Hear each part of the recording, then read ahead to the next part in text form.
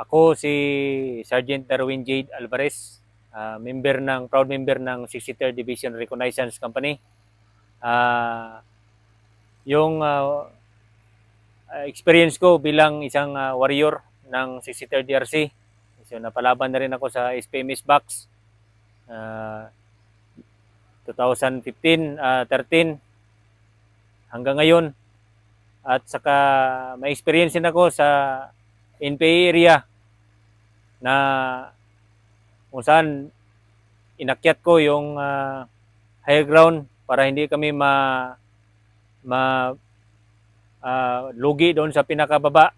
Kailangan kong akyatin yung pinaka higher ground para hindi kami madihado doon sa baba at ma-control ko yung makauna ako doon sa kalaban at hindi kami maubos lahat doon sa baba.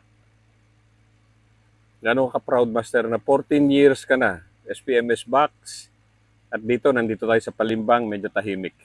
Proud ako na tahimik na itong lugar. Galing kami sa SPMS Box. Proud ako na naging tahimik na rin doon at saka hanggang dito, tahimik na rin. Wala na rin gulo.